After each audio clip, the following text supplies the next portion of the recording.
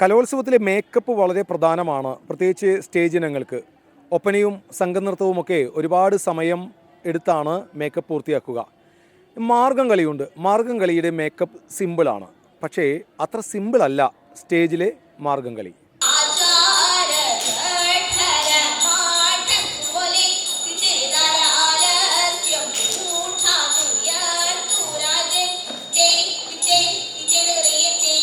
കയ്യിൽ മൈലാഞ്ചിയുണ്ട്, ചട്ടയും മുണ്ടും ഒതുക്കത്തിലണിയണം, കാതിൽ മേക്കാമോതിരം, കണ്ണെഴുതും, പക്ഷേ വാലിട്ടെഴുതുക പതിവില്ല.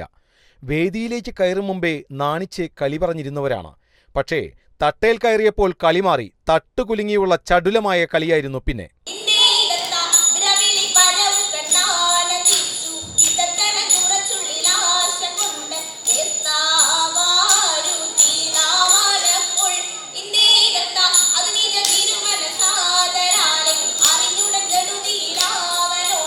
മുൻകാലങ്ങളിൽ ജ്ഞാനായ കല്യാണങ്ങളിലും പെരുന്നാളിലും മാത്രമുണ്ടായിരുന്ന മാർഗംകളി കലോത്സവത്തിന്റെ ഭാഗമാകുന്നത് 1985-ലാണ്.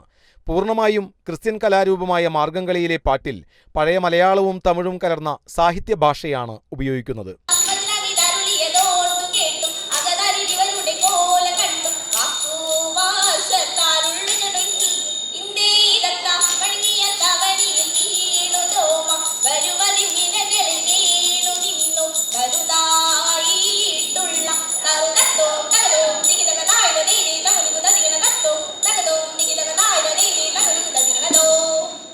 മാർഗം കളിക്ക് മുഖത്ത് നിറഞ്ഞ ചിരി വേണം, തട്ട് കുലുങ്ങി കളിക്കണം, നല്ല കായികക്ഷമത വേണമെന്നർത്ഥം. ഇതിന് നമ്മൾ തുടക്കം മുതൽ അവസാനം വരെ എനർജി പിടിച്ച് നിൽക്കണം. കുറച്ച് കഴിയുമ്പോഴത്തേനും തന്നെ ആൾ ഇല്ലാണ്ടാവും. അത്രയ്ക്ക് എനർജി എടുത്തിട്ട് നമ്മൾ കളിക്കണം.